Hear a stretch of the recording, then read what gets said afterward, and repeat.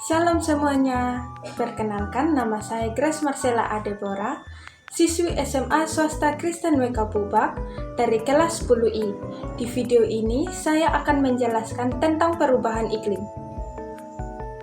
Pertama-tama, mari kita pahami apa itu iklim. Iklim merupakan hal yang merujuk pada pola cuaca rata-rata dalam jangka waktu yang panjang di suatu wilayah.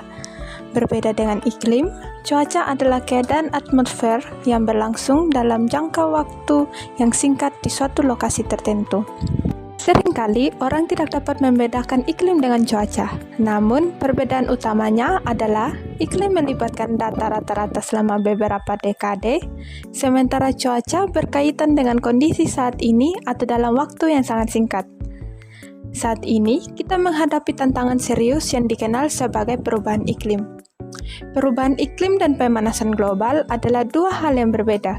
Pemanasan global mengacu pada kenaikan suhu global yang terutama disebabkan oleh peningkatan konsentrasi gas rumah kaca di atmosfer.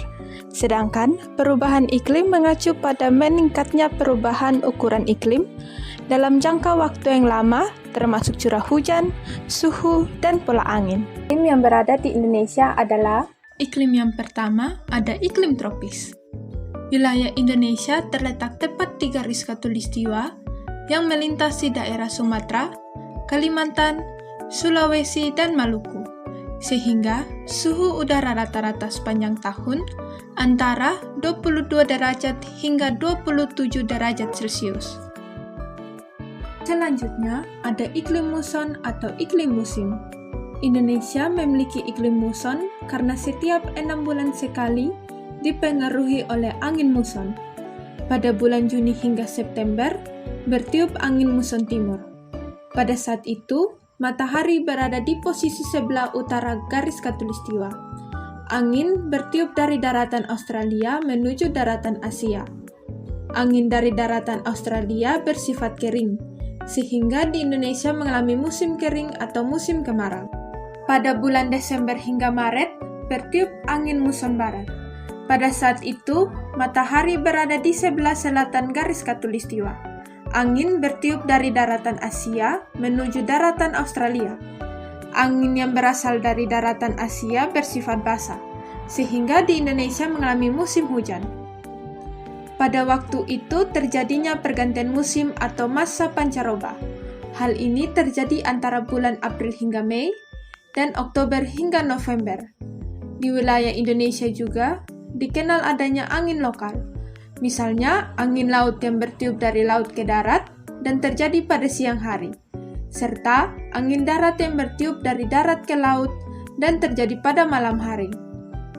Dan ada juga angin gunung. Angin ini bertiup dari gunung ke dataran rendah yang sangat kencang dan panas. Contohnya angin Brubu di Sulawesi Selatan. Yang terakhir ada iklim laut. Indonesia juga memiliki iklim laut, sebab Indonesia terdiri dari lautan dan terletak di antara Samudra Hindia dan Samudra Pasifik. Iklim laut terjadi karena Indonesia memiliki wilayah laut yang luas, sehingga banyak terjadi penguapan dan akhirnya mengakibatkan terjadinya hujan. Ciri iklim laut adalah bersifat lembab dan mendatangkan hujan. Iklim-iklim di dunia dibagi berdasarkan garis lintang bumi. Oleh karena itu, setiap negara memiliki iklim yang berbeda. Berikut ini beberapa iklim yang ada di dunia serta contoh negara-negaranya. Yang pertama ada iklim dingin. Iklim dingin ditemukan di daerah yang terletak pada kutub utara dan kutub selatan. Di sini, suhu minimumnya beberapa derajat di bawah titik 0 derajat Celcius. Yang kedua ada iklim sejuk atau iklim sedang.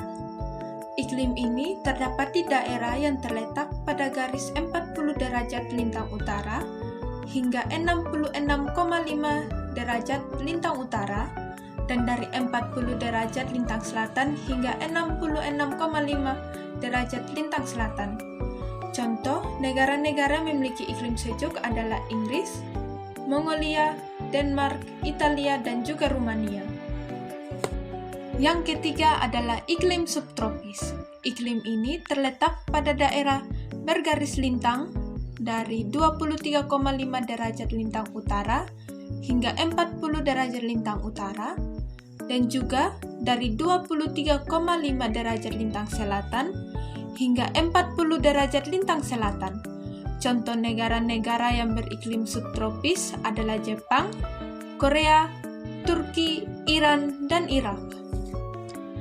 Yang terakhir ada iklim tropis. Iklim ini terdapat pada daerah yang terletak di garis lintang 0 derajat hingga garis 23,5 derajat lintang utara dan garis 23,5 derajat lintang selatan. Contoh negaranya yaitu Singapura, Indonesia, Malaysia, Brasil, dan Peru. Seperti yang sudah saya katakan di awal video tadi, bahwa saat ini kita menghadapi tantangan serius yang dikenal sebagai perubahan iklim. Perubahan iklim adalah ancaman dunia yang nyata. Menurut Bank Dunia, Indonesia masuk ke dalam jajaran negara yang paling terdampak perubahan iklim. NASA melaporkan meningkatnya permukaan air laut menjadi ancaman serius bagi negara-negara kepulauan seperti Indonesia, dan bahkan memprediksi bahwa Jakarta akan tenggelam. Dari sisi kesehatan, perubahan iklim juga berdampak buruk dengan timbulnya berbagai macam penyakit seperti malaria, kolera, demam berdarah, dan pneumonia.